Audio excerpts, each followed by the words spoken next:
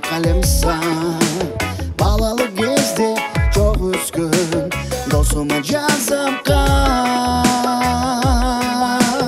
Ассаламу алейкум досум, досум сага кат жазам.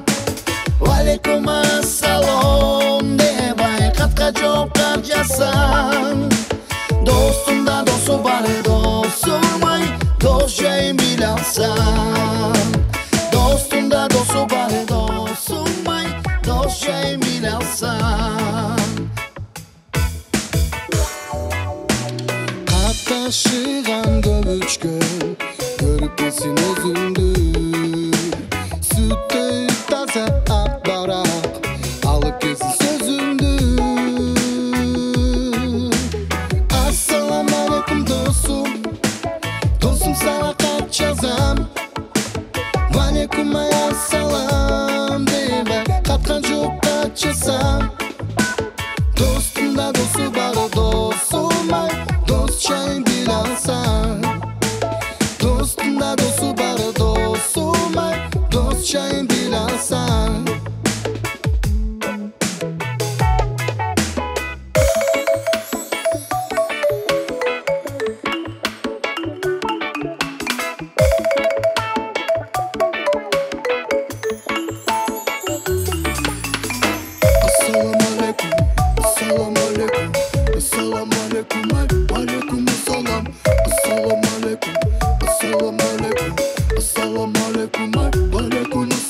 Aldıma koyup akbarak, koluma karmap kalemsan.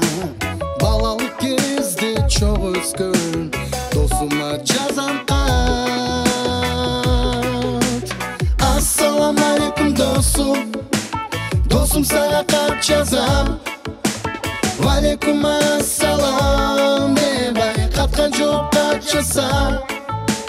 Dostum da dostu var dostum ay, dost çayın bile alsam. Dostum da dostu var dostum ay, dost çayın bile alsam.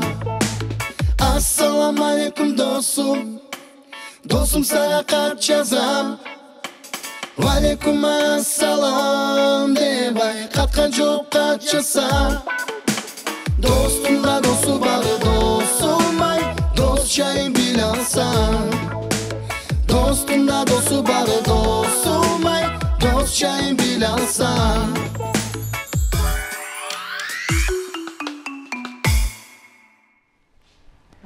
Баракелде достукту туу туткан сонун чыгарма болду. Популярдуу ырлардын, музыкалардын жаратуучулары Досумүсөн элдик эстрадалык тобунан ырбелек болду. Эми маегибизди баштайбыз. Дал ушул топтун Досумүсөн элдик эстрадалык тобунун көркөм жетекчиси, Кыргыз Республикасынын эл артисти Юрий Бабков бизде конокто. Саламатсызбы агай, кош келипсиз. Саламатсыздарбы. Биринчи эле сиздин ден соолугуңузду билели дедик элек. Ден соолугуңуз кандай? Жакында эле биз билебиз, операция болду.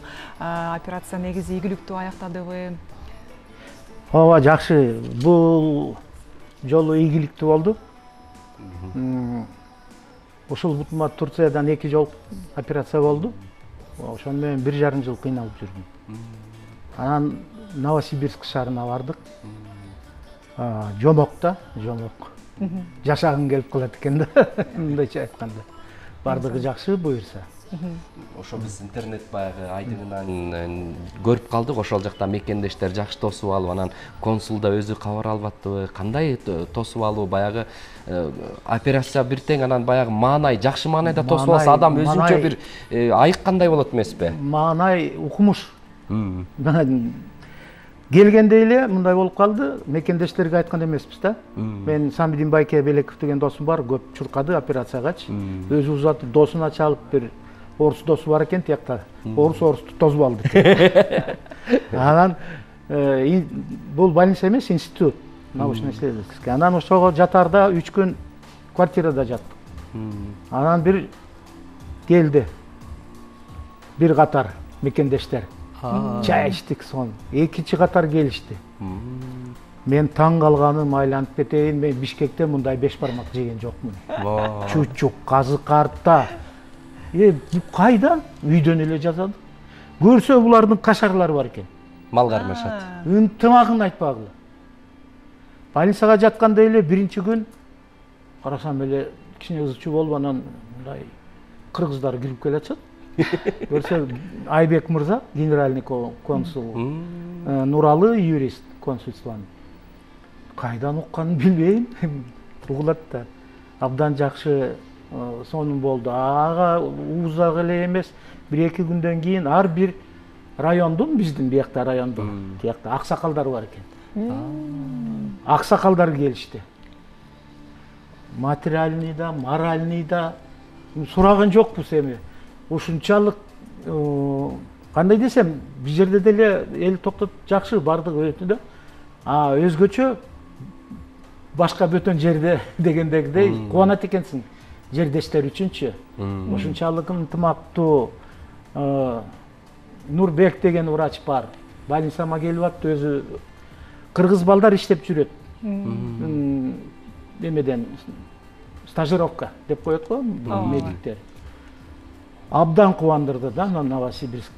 Ушунчалык больницадан чыкканда да сыйлашып, ошону айтып берейин. Айтыңыз ага. Адамдын көңүлү кызыл гүл деп. Больницадан чыкканга шашып атам да, тойдум да. Анан асел жок. Урушайын деп атам, кимди урушам, эч ким жок. Анан бир малда келди кечки бая. Не болду? Заводиление мени, заводиление Баитов Владислав Сергеевич деген кылды. Россия боюнча эң күчтүү эндопротезист. Ошону издеп жүрдүм, азыр келет. Баитов келди, мени карайт, мен арабада отурам да. Билбейм. Неге чакырды дейт. Лифтке бардык, лифттен биринчи этажга түшүп эле ачылганда эле кыргыз улуттук кийимчен кыздар, калпакчан эркектер, шар, гүл. Кыргыздын мондай эмеси жыгачынан жасалган борсок, нан, сары май. Анан мага калпак кийгизип, Баитовго кийгизип рахмат дегенде эле мындан өтөр эмне? Шок болуп калдык, чынын айтканда. Рахмат. Мен ушул учур менен пайдаланып Новосибирскийдеги мекендештерге чоң ыраазычылык баарыңарга, ким айтылбаган баарыңарга чоң рахмат, таазим. Ошон менен бирге айтып коеюн, бир топ эле операция болдум, бирок ишке тоскоолдук кылган жокмун. Канча биздин кыргызстандык мекендештер жардам беришти. Шыпасын берсин, айыгып кет деген бул эң бийик, эң ушул Кудайдан тилеп аткан жакшы сөз. Ошол бүт кыргызстандыктарга рахмат айтам. Анан дагы учуру менен пайдаланып, ушул операцияга биздин Утуркан жамаатына, Ордали кыргызчылардын досу мүсөнүн жамаатына, Денистердин досуна жана Самидин Белековго айттым. Биздин депутат Арсланбек Малиев. Бүт колдогондорго таазим, рахмат. Эл үчүн эмгек кылабыз. Бали эл үчүн демекчи, мынакей 52 жыл болуп калыптыр Досу Мүсөн тобунун сонун мыкты ырларды тартуулап келгениңиздерге ошол жаатында топ боюнча айтсаңыз. Жаңы чыгармалардын үстүнөн иштеп жатасыздар. Ооба, азыр дагы бет ачарын угасыңар. Азыр бул Саламгат деген Камчыбек Жунушев убагында окуу жайын бүтүп бизде электроприлектирде ойногон. Чорогожум Жарыктын бүт сүйүталарын ойногонбуз. Анан ошол Саламгат, Кыз Кумай, Гүлкүү деген сон чыгармаларды чыгарган. Анан кайсы концертке кайда барбасак эл менен учурашабыз да, Досу Мүсөн атыбыз. Жакем Раматылга айткандай Досу Мүсөн шертке бек, достук шертке бек. Анан ушу Саламгат, анан балдары иштеп чыгышты. Мына азыр өзүңүздөр уктуңар. Дагы иштеп атышат жаңы ырлар менен. Азыр Досу Мүсөн, мен ойлойм, өзүлөрү деле айтып берет, жаңы багытта кызматта болуп атабыз. Мына 21-жылы 50 жылдыкты бердик, жакшы болду. Азыр Денис, Талгар колго алып иштеп атышат. Мен баягы баш көз болуп Көзөмөлдөп, карап коюп. Ооба, ушул жерден Дениске суроо бергим келип жатат. Мынакей жаңы азыр биринчи ырды ырдадыңыздарбы, ушул аябай сонун болуптур. Чын эле гөлгө жетелейт экен да ырдын мотиви. Андан айтып кетсеңиздер, бул аранжировкасы канча убакытка даярдалды? Саламатсыздарбы, телекөрүүчүлөр, студия. Бул ыр атам айтып кеткендей көп жыл мурун жазылган. Анан бул ыр кандай стилде ырдаган жокпуз. Досум Үсен ырдады. Анан Талгар экөөбүз за кулисами жүрүп, орусча айткандай.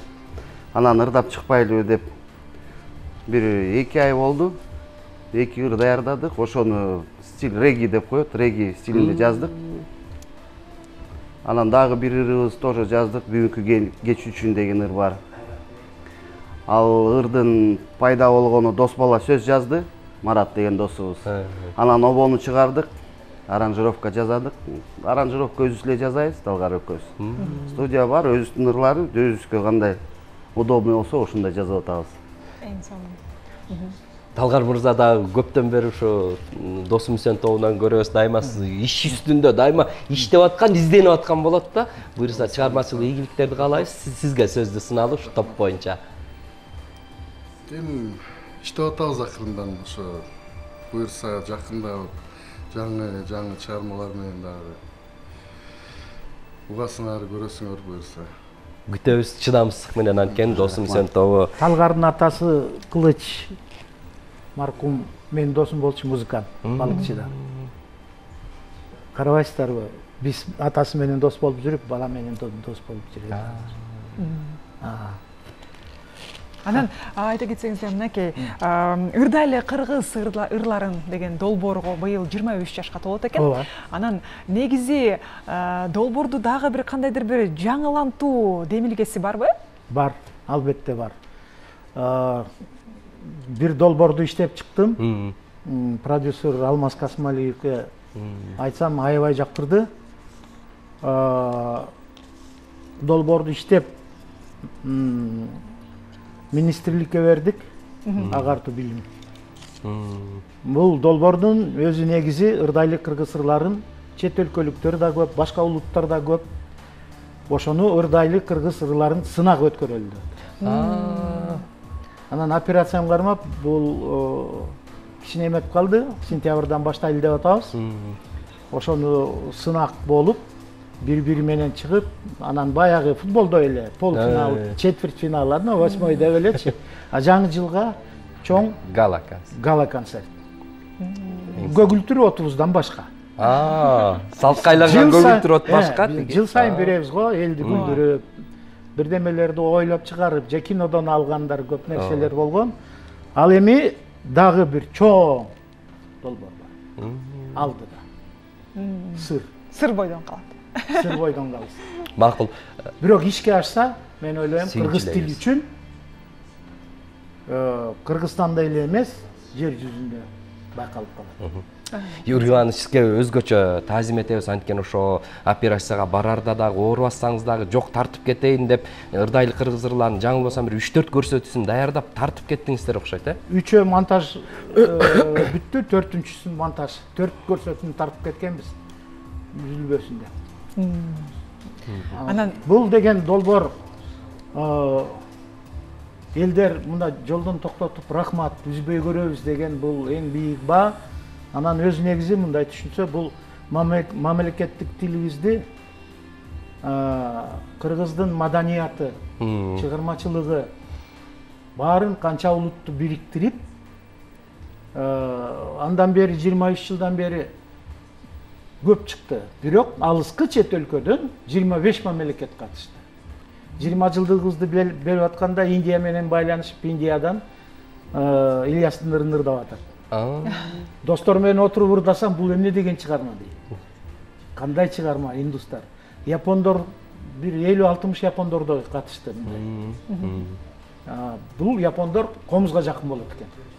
Ушунусун байкадым. Анан 2002 жылы маркум Чолпонбек Базарбаев Калыстар тобунун төрагасы болгондо, ошондо бир чыгып айткан. Бул дүйнөдө кыргыз менен япон аябай жакын. Эмне дейсиңер десе, төрөлгөндү бала Умайенин тагы менен, эки гана болду. Анан жана комузга эле жакын болуп атканда мен да ошону эстеп атпаймынбы? Көп мына 25 мамлекет катышып, анан жер жүзүндө буюрса кыргыз ырлар ырдалып атат. Бали. эң сонун. Анан айта кетсеңиз, мынакей жакында эле дагы бир сыйлык менен сыйланыптырсыз. Ошол Звезда Содружества СНГ дейт. Ошол тууралуу айта кетсеңиз. Ооба, бул аябай кызык болду. 23-майда операция болду. 10-до мени алып кеттик, где-то 7-лерде палатага киргизди, 23-үндө. Албетте, эми операция оор эле болду. Анан Асел, менин Аселим, сюрприз деп келди. Келсе, ошондой эме бар экен, Звезда Содружества деген, СНГ боюнча ар бир мамлекеттен бирден адамды тандап, ошонун премиясы бар экен, медаль, дипломдор бар экен. Анан жыл сайын ар бир мамлекетте өтөт. Кудай жалгап, быйыл Бишкекте өтөт экен. Кудай буйрса 12-сентябрда тапшыруу.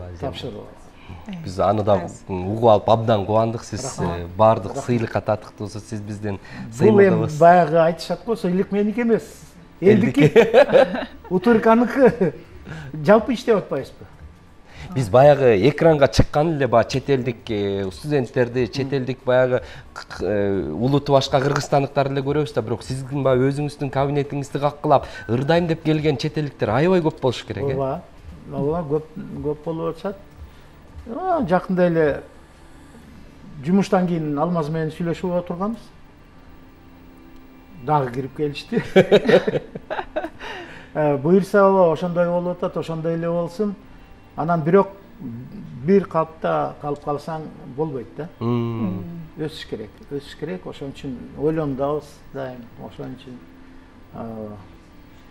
Буга да ырдайлы кыргыз ырларын баягы жоону чапса, ким чапсын аты калды Бабковко дейт го. Тиги мына Денис, Талгар аранжировщиктер. Үнүн да жазат, аранжировканы да жазат. Асел бул координатор. Ушундай команда бар. Албетте мындай чоң долбоорго азыркы эмеде азыраак адамдар. Жетишип атабыз. Мен ушу долбоордун биздин көп кызматкерлерине рахмат айтат элем. Анын үстүнө бизде долбоордун ичинде келип кеткендер көп, дайыма калгандар бар. Албетте өзөк туруш керек да. Анан ынтымак кумуш. Ар бир улутту бири-бири менен кучакташып, сагынышып калганын көрсөң, жүрөгүң жылыйт. Кыргыз тили аркылуу, чыгармачылык аркылуу. Эң сонун 23 жылдан бери ошо кыргыз тилинин өнүгүшүнө салым кошуп келесиздер. Сиздер менен сыймыктанабыз. Негизи кыргыз тилинин өнүгүшү азыркы учурда 1-орунда турат, Анан биз сизди карап, мынакей 2019 жылдан бери 6 жолу операция болдуңуз, бирок өзүңүздү таштаган жоксуз. Дагы деле сергексиз, дагы деле маанайыңыз сонун. Анан сыр эмнеде ошондо? Дагы бирөө бар. Бул бутум айтканда бул өзү өз кесибиң сүйгөндүгү, элди сүйгөндүгү, мен ойлойм, эл колдогондугу. Анан тиги бой таштасаң болбойт да. Дайыма күлүп, дайыма иштеп бериш керек. Мен гипстер менен келип иштегем. Биягым талкаланган. Араба менен келип канча 1,5 жыл иштедим. Демпер эткен да. Абдан жакшы, ар дайым жакшы ырларды, биз сүйгөн ырларды ырдата бериңиз, анан ошонун башында өзүңүз бакандай болуп бар болуңуз. Ар дайым сизге жылмаюу гана жарашат, жылмайып кыргыз ырларын ырдата бериңиз. Жетишсек дагы сүйлөшөбүз, бирок азыр музыка угуп албайлыбы, Юрий Иванович? Анда Досум Үсөн тобунан сонун жакшы Бет ачар.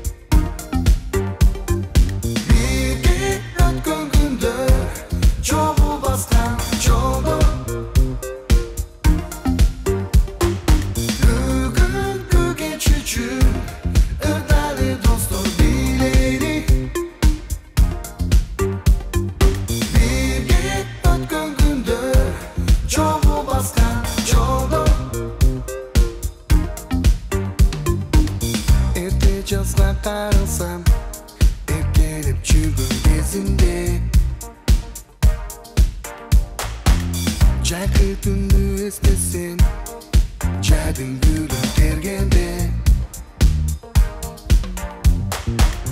кеткенге кайрылба, тапканга алданба. Жашоону унутпа, рахатың алдыда. Бүгүнкү кеч үчүн ырдайлы достор бийлейли. Бирге өткөн күндөр чогуу баскан жолдо. Бүгүнкү кеч үчүн ырдайлы достор бийлейли. Бирге өткөн күндөр чогуу баскан жолдо. Күзгү кечти ойлосоң, кызыктуу күндөр өткөнү. Кышкы карды эңсесем, үмүт менен күтөмүн.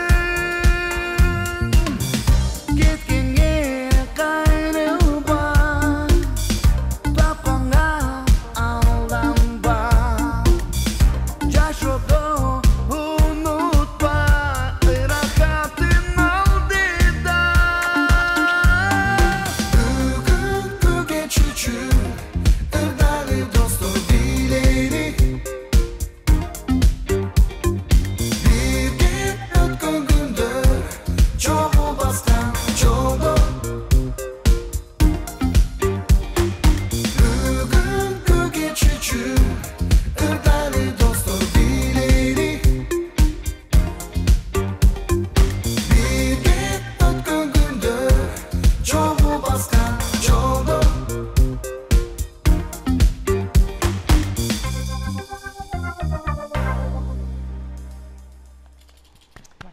Бүгүнкү кеч үчүн ырдайлы жакшы адамдар үчүн ырдаган, жакшы адамдардын кучагында, жакшылардын кашында ырдап турсак эң сонун болуш керек. Болгондо дагы жакшы адамдар бар үчүн кээде жашагың келет экен. Жашагың келет.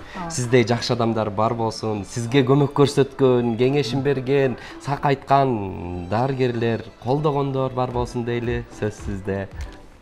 Не демекчимин, бул ырдайлы кыргыз ырларын бул өзү негизи байланыштырып коеюн, Досмүсөндөн башталыптыр.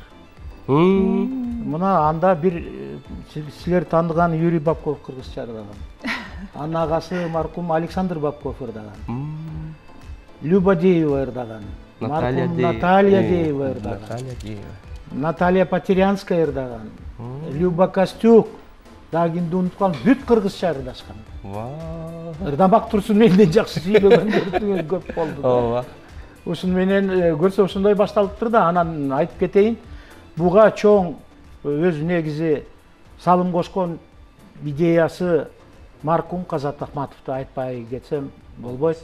Акматович деп койчумун. Аркамдан кубалап. Мен кокуй тажадым фестивалдардан иштебейм депчи. Көлгө кетип атам деп алдап коем, Кудайым кечирсин. Күтүп атып, сая түшүп, мени ушу министрлер отурганда алардын көзүнчө бул уюштуруу тобунун төрагасы. Өзү мындай башкача ойлонгон киши болчу да, анан ошол кишинин дайым эстейин. Иман саламат болсун. Ырдайлы кыргыз ырларына ошол кошкон. Дагы кандай суроо бар? Болду, ушуну менен буйруса ушинтип жаркырап турсаңыз, анан кийинки операция буйруса сыйлык тапшыруу бар сентябрда. Ошолордо дагы жакшы маанайда тосуп алабыз сизди. Силердин да бүт чыгармачылык тобуңарга ден соолук, чыгармачылык ийгилик, uzun ömür, бактылуу болгула, бар болгула. Даже бай болгула. Кадырман телекөрүүчүлөр, бизде студияда бир эмес 2 сонун ырын арнаган Досмүсөн элдик эстрадалык тобу болду. Жана ошондой эле кызыктуу маеги менен ден соолугун эң мыкты экенин бизге көрсөтүп, сонун кызыктуу, сонун сөзүн аябай кызыктуу маек куруп берген Кыргыз Республикасынын эл артисти Юрий Бабков болду. Юрий агайга али доосу ден соолук тилейбиз. Жакшы-жакшы ырларды жарата берсин деп тилейбиз агайыбыз. барласын. Ал эми Замана студиясы өз көрсөтүүсүн соңуна жетип калды окшойт. Бүгүн белгилей кетсек 23 июнь жума, ал эми алдыда 2 күн дем алыш күндөрү бар. Андыктан дем алыш күндөрүңүздөр сонун улансын. Görüşкөнчө. Görüşкөнчө.